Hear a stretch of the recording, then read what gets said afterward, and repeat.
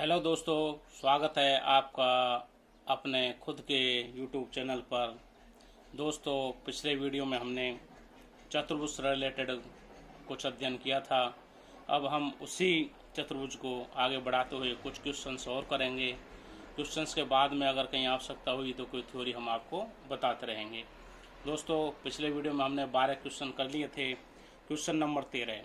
दोस्तों, ये क्वेश्चंस मैंने एग्ज़ाम से रिलेटेड इम्पोर्टेंट क्वेश्चंस का कलेक्शन किया है जो आपके एग्ज़ाम में कहीं भी आपके लिए लाभदायक हो सकते हैं। दोस्तों, थोड़ा ध्यान से पढ़िए और अपना फ़ायदा उठाइए। क्वेश्चन नंबर 13 पढ़ेंगे। दोस्तों, निम्न में से सत्य कथन है। तो देखिए, सभी समचतुर्भुज आयत हैं। दोस्तों, पिछले वीडियो में थ्योरी बताते समय मैंने बताया था आपको कि सभी समचतुर्भुज आयत नहीं हो सकते, क्योंकि आयत के सभी कोण समकोण होते हैं, जबकि समचतुर्भुज में ऐसा होना संभव नहीं है। सभी समचतुर्भुज वर्ग हैं, तो दोस्तों ये भी नहीं होता है सभी आयत वर्ग हों। सभी आयत वर्ग नहीं हो सकते, बल्कि सभी वर्ग आयत हो सकते हैं, क्योंकि वर्ग आयत की सभी प्रॉपर्टी सेटिस्फाई करता है, लेकिन आयत वर्ग की नहीं, ये भी नहीं होगा। सभी समचतुर्भुज समांतर चतुर्भुज हैं। दोस्तों, ये होगा क्यों? क्योंकि समचतुर्भुज में आमने सामने की दोनों भुजाएं समांतर होती हैं, जबकि समांतर चतुर्भुज में आमने सामने की भुजाएं समांतर होती हैं और दोनों रेखाओं के दोनों युग्म समांतर होते हैं। और समचतुर्भुज में क्या होता है? सभी भुजाएं समान होती हैं, जबकि समांतर चतुर्भुज में सभी भुजाओं की लंबाई समान होना आवश्यक नहीं है। इसलिए दोस्तों आंसर होगा, आंसर इज डी करेक्ट। ये मैंने आपको कराया हुआ भी है, इसलिए इसका आंसर होगा दोस्तों, आंसर इज डी। दोस्तों, नेक्स्ट क्वेश्चन की बात करते हैं। क्वेश्चन नंबर 14 दोस्तों देखिए, एक आयत को मापने में एक भुजा 5% अधिक और दूसरी भुजा 2% कम मापी जाती है, तो उसका क्षेत्रफल मापने में त्रुटि क्या है? दोस्तों, इस तरह के क्वेश्चंस के लिए देखो, पहली जो भुजा में जो त्रुटि है उसको हम ए लिखते हैं। ये त्रुटि कितनी है? 5%। ये पॉजिटिव है दोस्तों, क्यों? क्योंकि ये अधिक है। दूसरी भुजा में जो त्रुटि है उसे हम लिखेंगे, ये कम मापी जा रही है, तो इसे -2%। इन भुजाओं में त्रुटि की वजह से क्षेत्रफल में कितना अंतर आएगा, जो त्रुटि होगी उसको निकालने के लिए फॉर्मूला है दोस्तों a + b - ab/100। ये फॉर्मूला आप लिख लीजिए दोस्तों, हमेशा यही करना है। तो दोस्तों देखो, a बराबर 5, b बराबर देखो -2, माइनस देखिए दोस्तों माइनस, दोस्तों ये प्लस है पहले से ही, प्लस माइनस इसकी वजह से आएगा। इन दोनों गुना करेंगे तो -10/100, इससे ये कट जाएगा।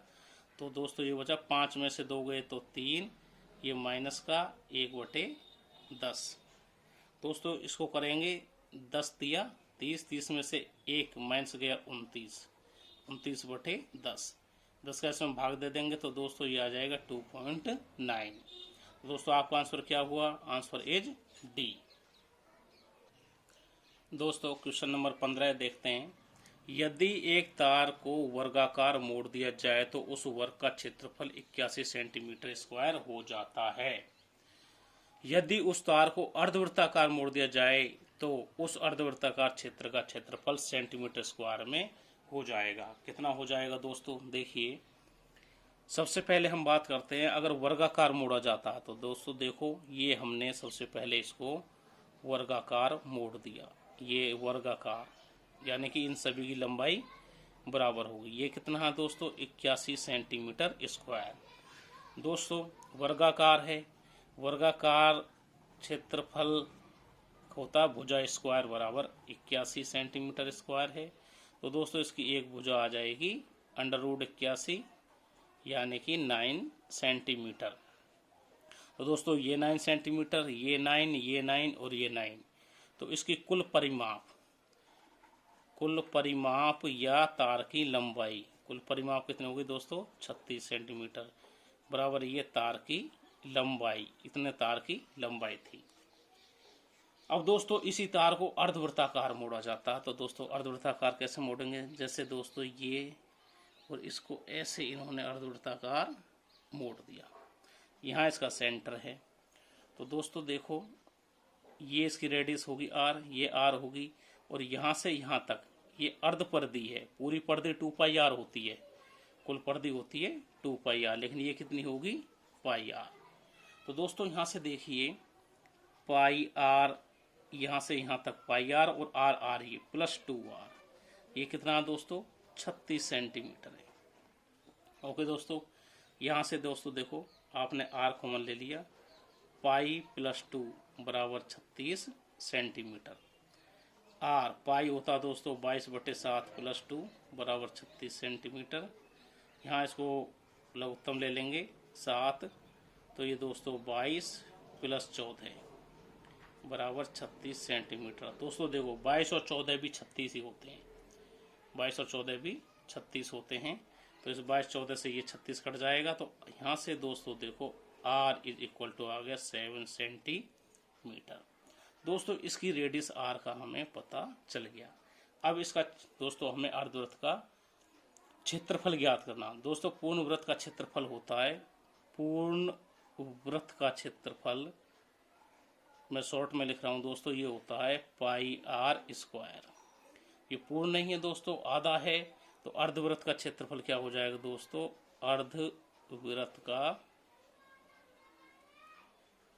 अर्धवृत्त का क्षेत्रफल हो जाएगा पाई आर स्क्वायर बाई 2। इसमें दोस्तों वैल्यू रखते हैं 22/7 गुना 1/2 है इंटू 7 इस 7 से ये 7 कट गया, 2 से ये 11 बार कट जाएगा, 11 के साथ में गुना करेंगे दोस्तों 77 सेंटीमीटर स्क्वायर। तो दोस्तों इसका क्षेत्रफल कितना आ जाएगा, हमारा आंसर आ जाएगा 77 सेंटीमीटर स्क्वायर। तो दोस्तों इस प्रकार हमें आंसर करना है। आइए दोस्तों क्वेश्चन नंबर 16 देखते हैं। यदि किसी समलंब चतुर्भुज की समांतर भुजाओं की लंबाई 10 सेंटीमीटर व CD 8 सेंटीमीटर हो, तब इसके विकर्ण के मध्य बिंदु P व Q के बीच की दूरी कितनी होगी। दोस्तों ये चतुर्भुज है ABCD, इसकी लेंथ 10 सेंटीमीटर है और इसकी लेंथ 8 सेंटीमीटर है। इनके विकर्ण के मध्य बिंदु, ये आपने विकर्ण खींच लिया, विकर्ण का मध्य बिंदु मान लीजिए ये है और इसके विकर्ण का मध्य बिंदु मान लीजिए ये है। ये यहाँ पे क्रॉस करेंगे पॉइंट O पर। तो दोस्तों हमें इस PQ की लंबाई या इसके बीच की दूरी हमें ज्ञात करनी है। दोस्तों ये दूरी ज्ञात करने के लिए अगर हमें इसे डायरेक्ट मेथड से करें तो दोस्तों मेथड से हो जाएगा, थोड़ा समय लगेगा, लेकिन दोस्तों आप कंपटीशन तैयारी कर रहे हो, आपको इस तरह काम नहीं करना है। इसके लिए आपको सीधे सीधे एक ट्रिक बता रहा हूँ, वो ट्रिक करनी है और सीधे आपको आंसर करना है, क्योंकि एग्जाम में बहुत कम समय होता है, इसलिए हमें समय खराब नहीं करना है। तो दोस्तों इसके लिए अगर कभी भी इस तरह पूछे तो इसके पैरेलल देखिए दोस्तों, ये समलंब चतुर्भुज है, ये दोनों समांतर भुजाएं हैं, इन दोनों भुजाओं के बीच में ये है, तो इन दोनों का अंतर हमें निकालना है और 2 से भाग दे देना है। तो दोस्तों PQ बराबर आएगा दोस्तों 10 - 8/2 बराबर 2/2 बराबर 1 सेंटीमीटर। तो दोस्तों आपका आंसर क्या हुआ, आंसर इज C। इस तरह दोस्तों हमें इस क्वेश्चन को करना है, 1 ही सेकंड में हल करना है। दोस्तों बात करते हैं क्वेश्चन नंबर 17 की। एक समचतुर्भुज के विकर्णों की लंबाइयां क्रमशः 24 सेंटीमीटर तथा 18 सेंटीमीटर हैं, तो प्रत्येक भुजा की लंबाइयां ज्ञात करो। तो दोस्तों समचतुर्भुज है, इसका मतलब इसकी सभी भुजाओं की लंबाइयां बराबर होंगी। विकर्णों की लंबाइयां हमें दी हैं, तो हमें भुजा की लंबाई ज्ञात करनी है। दोस्तों सबसे पहले समचतुर्भुज दोस्तों देखिए, इस तरह कोई समचतुर्भुज है, इसकी सभी भुजाओं की लंबाइयां समान हैं, ये सभी समान होंगी। इसके विकर्ण हैं दोस्तों, ये विकर्ण और ये विकर्ण बिंदु O पर काटते हैं। दोस्तों समचतुर्भुज की प्रॉपर्टी होती है, ये विकर्ण 90 डिग्री पर काटते हैं और एक दूसरे को समद्विभाजित भी करते हैं। इस विकर्ण की लंबाई दोस्तों टोटल लंबाई 24 सेंटीमीटर है और इस विकर्ण की लंबाई दोस्तों टोटल 18 सेंटीमीटर है। दोस्तों चूंकि ये विकर्ण एक दूसरे को समद्विभाजित करते हैं तो AO की लंबाई यहाँ से यहाँ तक लंबाई होगी दोस्तों half of AC। Half into AC की लंबाई दोस्तों 18, तो ये हो गया 9 सेंटीमीटर। दूसरा दोस्तों हमें निकालनी है OD की लंबाई। OD बराबर हाफ ऑफ DB। OD यहाँ से यहाँ तक, क्योंकि समद्विभाजित करते हैं, विकर्ण एक दूसरे को दो हिस्सों में काटते हैं। हाफ ऑफ 24 यानी कि 12 सेंटीमीटर। अब देखिए दोस्तों AO ये यहाँ तक की लंबाई 9 और यहाँ से यहाँ तक की लंबाई है दोस्तों 12। अब ये 90 डिग्री पर है तो ये भी 90 डिग्री पर ही होते हैं, तो ये हो गया एक समकोण त्रिभुज। समकोण त्रिभुज में दोस्तों हमें निकालनी है ये भुजा यानी AD। AD क्या है? समचतुर्भुज की भुजा है। तो ये क्या हो जाएगा दोस्तों, पाइथागोरस प्रमेय से 9 का स्क्वायर प्लस 12 का स्क्वायर अंडर रूट 81 प्लस 144 बराबर दोस्तों, इनको अगर हम ऐड करते हैं तो ऐड की वैल्यू आएगी 225, और जब इसका अंडर रूट निकालते हैं तो दोस्तों ये आता है 15 सेंटीमीटर। तो इस प्रकार दोस्तों इसकी भुजा की लंबाई आई 15 सेंटीमीटर। दोस्तों क्वेश्चन नंबर 18 की बात करते हैं। बहुत ही अच्छा क्वेश्चन है, थोड़ा ध्यान से सुनिए दोस्तों। एक समलंब चतुर्भुज की समांतर भुजाओं की लंबाई 60 और 77 सेंटीमीटर है तथा असमांतर भुजाओं की लंबाई 25 और 26 सेंटीमीटर है। तो दोस्तों हमें इसका क्षेत्रफल ज्ञात करना है।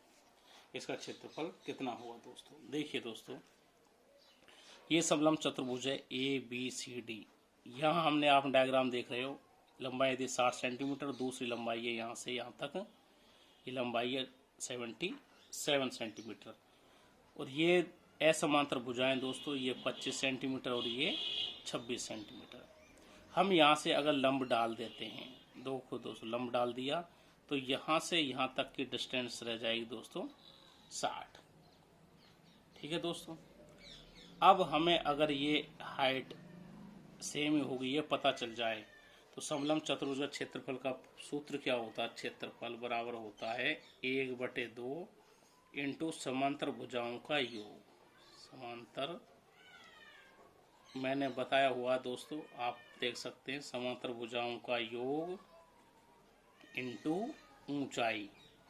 कई बार फॉर्मूले में लिखा होता समांतर भुजाओं के बीच की दूरी। दोस्तों ये इनके बीच की दूरी है, ये दूरी होती है या हाइट होती है, कुछ भी हम लिख सकते हैं। बराबर हाफ इंटू समांतर भुजाओं का योग दोस्तों 60 प्लस 77 इंटू H दोस्तों हमें निकालना है। H निकालने के लिए दोस्तों देखिए यहाँ पर थोड़े से ट्रिक का साथ लेंगे। ट्रिक का साथ ऐसे लेंगे दोस्तों, समकोण त्रिभुज होता है जो दोस्तों ऐसे, ये दोनों समकोण त्रिभुज बन रहे हैं, आप देख सकते हैं, क्योंकि ये लंबवत हैं। इससे हम हाइट निकालेंगे, लेकिन हमें ये नहीं पता ये कितना है। तो समकोण त्रिभुज कैसे होते हैं दोस्तों? अगर ये 3 और 4 होती है तो कर्ण हमेशा 5 होता है।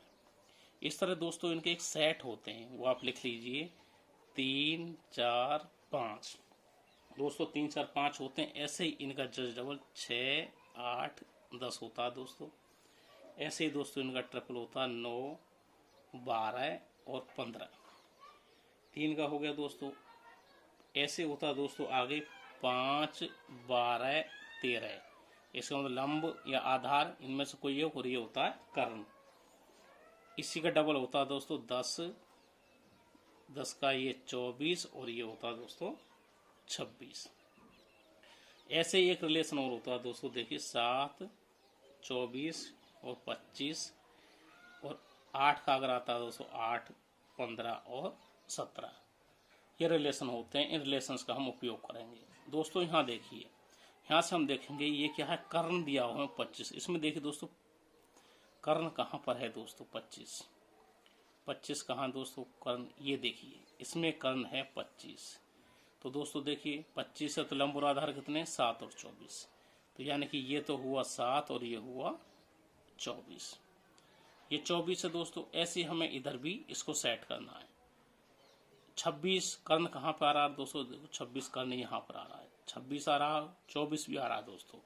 तो यहाँ तो ले लेंगे दोस्तों 24 और यहाँ क्या ले लेंगे ये 10। अब ये सही है कि नहीं, इसे क्रॉस चेक करने के लिए दोस्तों क्या करेंगे, इन सब का ऐड करेंगे। देखो दोस्तों 7 और 60 67 और 10 77, यानी टोटल लंबाई भी हमारी मैच हो गई। इस तरह हमने हाइट प्राप्त कर ली एक ट्रिक से 24। अब दोस्तों से हम सॉल्व कर लेंगे। 1/2 इंटू 60 प्लस 77 होते हैं दोस्तों 7 6 7 13, 137 इंटू हाइट है दोस्तों हमारी 24। ये इससे 12 बार कट जाएगा। इसको जब सॉल्व करेंगे दोस्तों 12 सत्ते 84, 8 आ जाएगा, 12 ती 36, 36 और 8 आपके 44, और दोस्तों 12 एकम 12 और 2 44, 12 और 4 हो गए दोस्तों 16 सेंटीमीटर स्क्वायर। ये आपका क्षेत्रफल आ जाएगा। दोस्तों इन ट्रिक्स से आप आगे भी क्वेश्चन कर सकते हैं, नोट कर लीजिए, रिलेशन होते हैं। हमें डायरेक्ट अगर इस तरह का कहीं फिगर मिल जाता है तो हम इनको उपयोग करके क्वेश्चन को जल्दी कर सकते हैं और एक कैलकुलेशन से हम बच सकते हैं।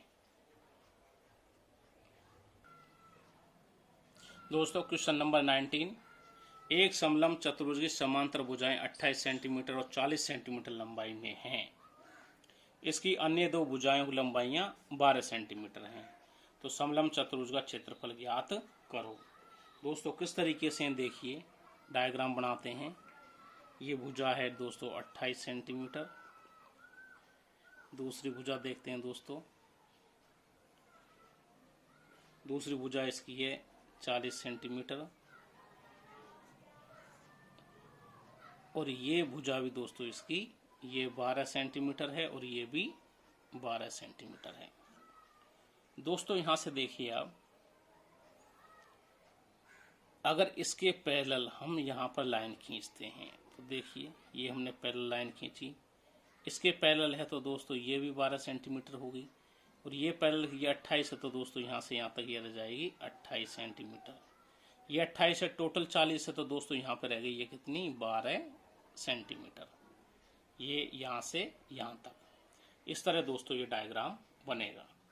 हमें इसका क्षेत्रफल ज्ञात करना। समलंब चतुर्भुज का क्षेत्रफल दोस्तों मैंने अभी बताया क्या होता, हाफ इंटू समांतर भुजाओं की लंबाइयों का योग। समांतर भुजा दोस्तों ये हैं, इनका योग 28 प्लस 40 इंटू हाइट, इनके बीच की दूरी। बीच की दूरी क्या होगी दोस्तों, यहाँ से अगर हम लंब डालें इस पे, देखो हमने ये लंब डाला, ये इसकी हाइट होगी, इनके बीच की दूरी।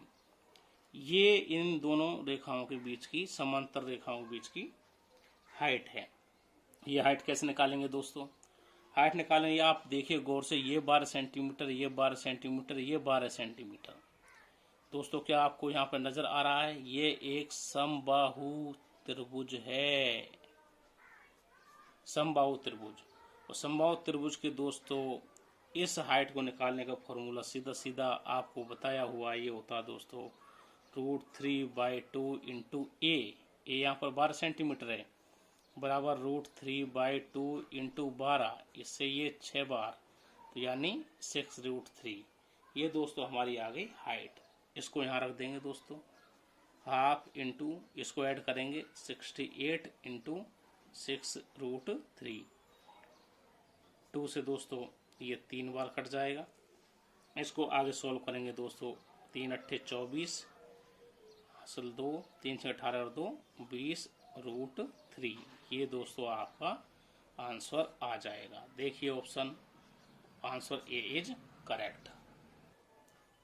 दोस्तों क्वेश्चन नंबर 20 की बात करते हैं। किसी समचतुर्भुज की भुजा की लंबाई एक वर्ग की भुजा की लंबाई के बराबर है। समचतुर्भुज की भुजा और वर्ग की भुजा बराबर है। वर्ग के विकर्ण की लंबाई 40√2 है। तो समचतुर्भुज का क्षेत्रफल क्या होगा। दोस्तों देखिए, मान लीजिए ये आपका वर्ग है, इसके विकर्ण की लंबाई दोस्तों आपको दे रखी है 40√2। दोस्तों हम जानते हैं अगर वर्ग की भुजा ए हो तो विकर्ण होता है a√2। इसकी कंपैरिजन करेंगे दोस्तों, a आ जाएगा 40, यानी कि इसकी भुजा 40 हुई। इसकी भुजा और समचतुर्भुज की भुजा, दोनों की भुजाएं बराबर हैं, तो दोस्तों एक समचतुर्भुज बनाते हैं। लीजिए, ये समचतुर्भुज है, ये भुजाएं सभी 40-40 की हैं दोस्तों। समचतुर्भुज का क्षेत्रफल निकालने के लिए दोस्तों फॉर्मूला होता है, समचतुर्भुज का क्षेत्रफल बराबर होता है half into D1 into D2। D1 दोस्तों ये और D2 दोस्तों ये कैसे निकालेंगे दोस्तों, क्योंकि ये समचतुर्भुज है, समचतुर्भुज के विकर्ण एक दूसरे को समद्विभाजित भी करते हैं और समकोण पर भी काटते हैं, ऐसा हमने अभी बताया दोस्तों। समकोण पर काटते हैं, देखो ये सभी समकोण त्रिभुज बन जाएंगे, और समद्विभाजित करते हैं तो इन विकर्ण की लंबाई यहाँ से यहाँ और यहाँ से यहाँ तक बराबर होगी। अब दोस्तों हमें विकर्ण की लंबाइयाँ ज्ञात करनी है। विकर्ण की लंबाइयाँ मिलने से ही हमारे क्षेत्रफल का काम हो जाएगा।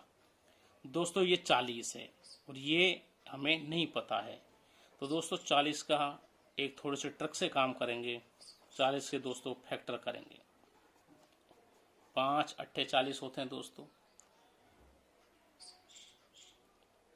5 अट्ठे 40। 5 अगर विकर्ण है तो दोस्तों ये कितने होंगे, ये होगा दोस्तों 3 और ये होगा दोस्तों 4 और ये होगा 5। अगर 5 विकर्ण है तो, लेकिन इस 5 के साथ 8 का गुना हो रहा है, तो दोस्तों 8 का गुना इसमें भी कर देंगे और 8 का गुना इसमें भी कर देंगे, तो ये लंबाई हो जाएगी दोस्तों 8 तिया 24 और ये लंबाई हो जाएगी दोस्तों 4 अट्ठे 32। लेकिन दोस्तों यहाँ से यहाँ तक की लंबाई 32 है, ये टोटल लंबाई हमें चाहिए इस विकर्ण की, तो विकर्ण D1 बराबर क्या हो जाएगा, अगर इसको हम विकर्ण D1 माने और इसको विकर्ण D2 माने तो कितना हो जाएगा दोस्तों, 32 इंटू 2, ये 64 हो जाएगा दोस्तों। विकर्ण D2 बराबर दोस्तों ये कितना है 24, क्योंकि विकर्ण एक समद्विभाजित करते हैं इसलिए पूरा विकर्ण हो जाएगा 24 इंटू 2 बराबर 48 हो जाएगा दोस्तों। अब हमारा क्षेत्रफल हम आसानी से निकाल सकते हैं, हाफ इंटू 64 इंटू 48। इसको दोस्तों काट देंगे 32 बार और इसका जब गुना करेंगे दोस्तों हमारा आंसर आ जाएगा 1536। दोस्तों लंबाई का मात्रक इसमें दिया नहीं है, 40√2 आप मीटर लिख लीजिए तो ये हो जाएगा मीटर स्क्वायर। तो दोस्तों हमारा आंसर हुआ आंसर C। दोस्तों क्वेश्चन नंबर 21 की बात करते हैं। एक आयताकार मैदान की लंबाई 25 सेंटीमीटर है तथा चौड़ाई 15 सेंटीमीटर है। इस मैदान में लंबाई और चौड़ाई के समांतर 2 सेंटीमीटर चौड़ी सड़क है। मैदान के शेष भाग का क्षेत्रफल ज्ञात करो। शेष भाग मतलब सड़क को छोड़कर। देखिए दोस्तों ये आयताकार है, ये खेत है दोस्तों पूरा।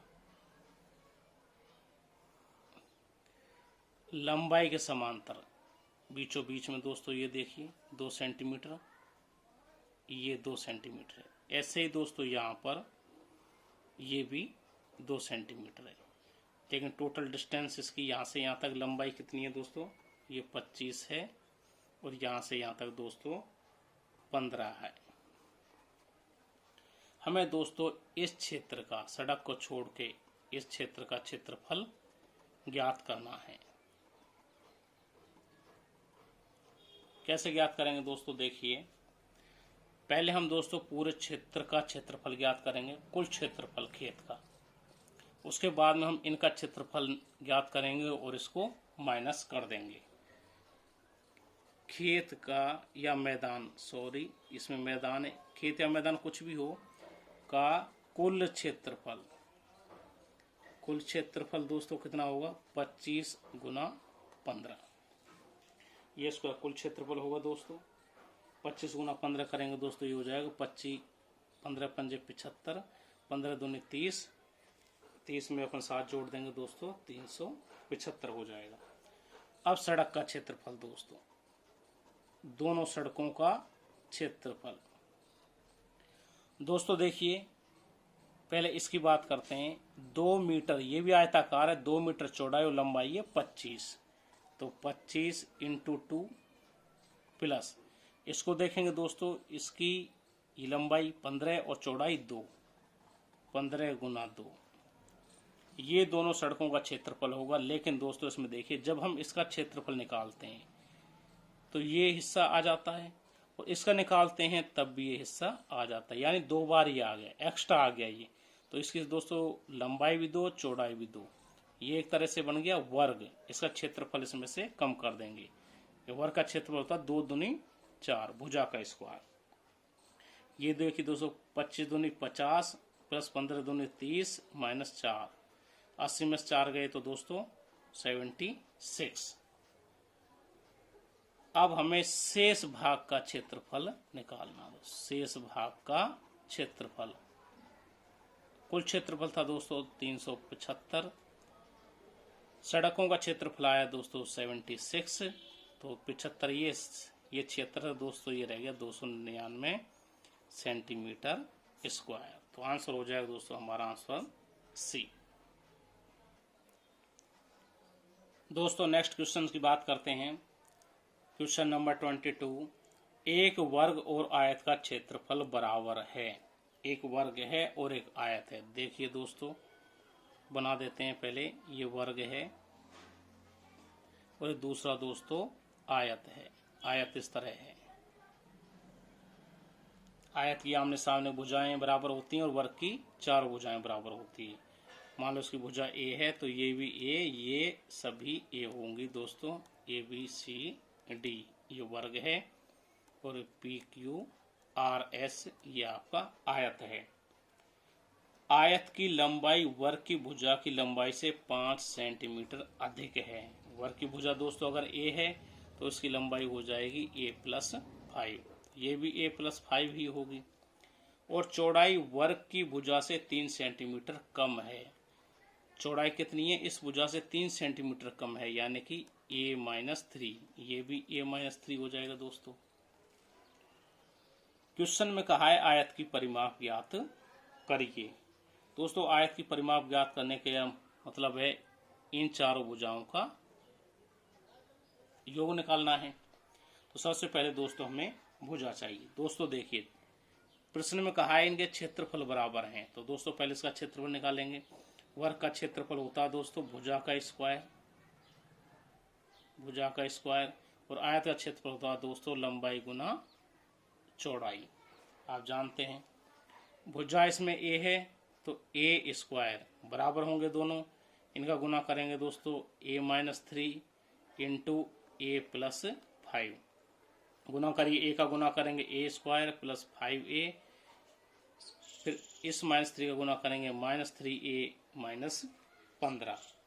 a² से दोस्तों a² कट जाएगा और इधर दोस्तों 5a में 3 गए 2a, 15 इधर आएगा, 2a बराबर दोस्तों 15, a बराबर आ जाएगा दोस्तों 15/2। भुजा की लंबाई दोस्तों हमें पता चल गई। आयत की परिमाप निकालनी है दोस्तों। आयत की परिमाप, आयत की परिमाप दोस्तों आप जानते हैं क्या होती है, बताया हुआ है 2 इंटू लंबाई प्लस चौड़ाई। ट्वाइस लंबाई कितनी है दोस्तों a+5 और चौड़ाई है दोस्तों a-3। ट्वाइस a और a हुए दोस्तों 2a, 5 में से 3 गए दोस्तों 2 बराबर दोस्तों ट्वाइस 2 इंटू 15/2। देखिए दोस्तों एक ही वैल्यू रख दी हमने, 15/2 प्लस 2, ये से 2 हो गया दोस्तों, 15×2 17, 17 दूनी कितने हुए दोस्तों 34। तो दोस्तों आयत की परिमाप क्या आ गई दोस्तों 34 सेंटीमीटर। क्योंकि सेंटीमीटर में दिया हुआ इसलिए हम इसको सेंटीमीटर में करेंगे। तो आंसर हुआ हमारा दोस्तों आंसर बी। दोस्तों इस तरह से हम क्वेश्चंस कर सकते हैं। क्वेश्चन करना बहुत आसान है दोस्तों। मैं ये वीडियो बना रहा हूँ आप लोगों के लिए, इसलिए बना रहा हूँ आप दोस्तों कंपटीशन तैयारी घर बैठे कर सकें। आपके लिए मैं इस तरह के क्वेश्चन लाता हूँ जिससे कि आपको एग्ज़ाम में ज़्यादा से ज़्यादा फ़ायदा मिले। और दोस्तों वीडियो को देखकर आप हमें अपने सुझाव देते रहिए, हमें क्या क्या सुधार करने हैं और हम किस तरह से और अच्छा बना सकते हैं, अपने कमेंट्स कीजिए। और दोस्तों चैनल को सब्सक्राइब भी कीजिए और शेयर भी कीजिए, जिससे कि अधिक से अधिक स्टूडेंट्स इसका फ़ायदा उठा सकें और अपनी ज्ञान का अर्जन कर सकें। वीडियो को देखने के लिए बहुत बहुत धन्यवाद दोस्तों।